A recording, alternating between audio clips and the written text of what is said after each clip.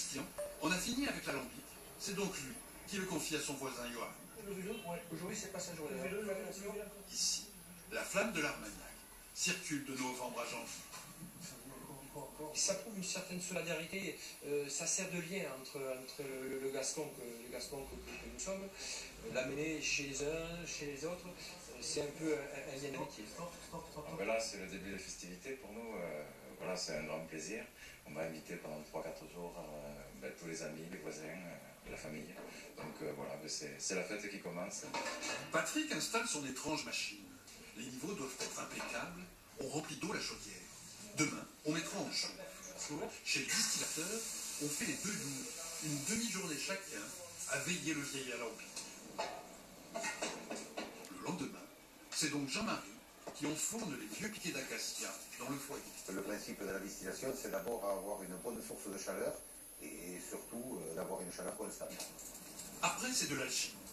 L'alcool contenu dans le vin ainsi chauffé part en vapeur dans les plateaux de distillation, puis refroidi, se concentre dans le serpentin de la grande cuve pour s'écouler dans la fontaine. Dans une ferme où on arrive, c'est toujours, on dit que ça fait des étincelles, c'est un moment de fête parce que c'est le produit fini en fait de l'exploitation. Le vendange, le travail de la vigne, toute l'année, on leur fait le produit fini, le produit qu'ils attendent.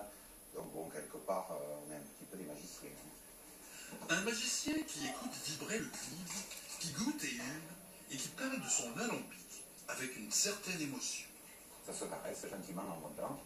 Comme me disait donc mon formateur, un monsieur très âgé, moi j'étais très jeune, et il me disait, ça se caresse comme les jambes d'une jeune fille, plus tu montes, plus c'est chaud. Les voisins et la famille commencent à se rassembler autour du héros de la soirée. Car pour faire un bon armagnac, il faut un bon distillateur, mais surtout un bon vigneron. Bien, sans. Énormément de fruits cette année. Voilà. Peut-être une pointe violette. Ça mérite qu'on se revoie dans quelques années. Car l'alcool à 61 degrés qui coule là, c'est la blanche. Ce n'est pas encore de l'armagnac. Ça le deviendra dans les barriques de chêne de ce chai centenaire. On va le laisser vieillir gentiment pendant 5 ans, 10 ans, 20 ans, 30 ans.